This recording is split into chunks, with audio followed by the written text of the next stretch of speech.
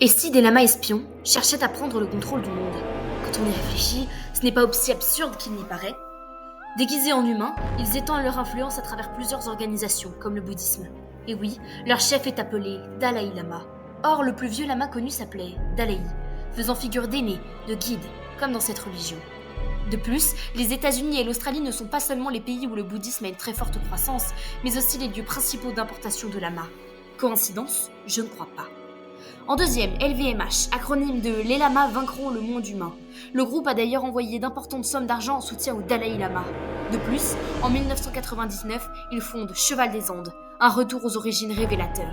Réponse de Disney, un an plus tard, Cusco, l'empereur mégalo, dans lequel un empereur inca est transformé en lama. Une mise en garde évidente. De plus, on les retrouve presque partout sur Internet. En outre, les Incas, principaux alliés des lamas, n'ont pas disparu, non. Ils ont fondé une agence d'espionnage, la CIA, créée par la National Security, anagramme parfait d'Inca. CIA qui a soutenu le Dalai Lama et opère beaucoup en Amérique du Sud, territoire historique des Incas. Certains lamas deviennent même des célébrités. Lamartine, par exemple.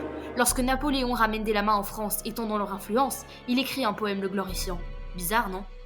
Plus récemment, Serge Lama a contribué au plan de ses camarades, non content de citer le Chili, leur terre natale, ou des troupeaux dans ses chansons. Il admet ouvertement son admiration envers le Dalai Lama. Mais face à cette invasion, une résistance s'organise. La Chine, par exemple, est un ennemi historique des lamas, exprimé dans le discours sur les lamas de Tianlong. Plus surprenant encore, les Allemands, dont le nom est l'anagramme parfait de Lama's End, la fin des lamas. Le pays a mis en place des lois dures sur la position des lamas, de quoi limiter leur influence. De plus, lorsque le Dalai Lama était en visite en Allemagne, la chancelière Angela Merkel ne l'a pas rencontré, malgré son statut de chef religieux. Et l'Allemagne a une forte influence sur les films Disney, représentés dans Réponse ou Cendrillon. De là, il est facile d'imaginer que le pays a insufflé la création de Cusco à Disney. Alors, convaincu ?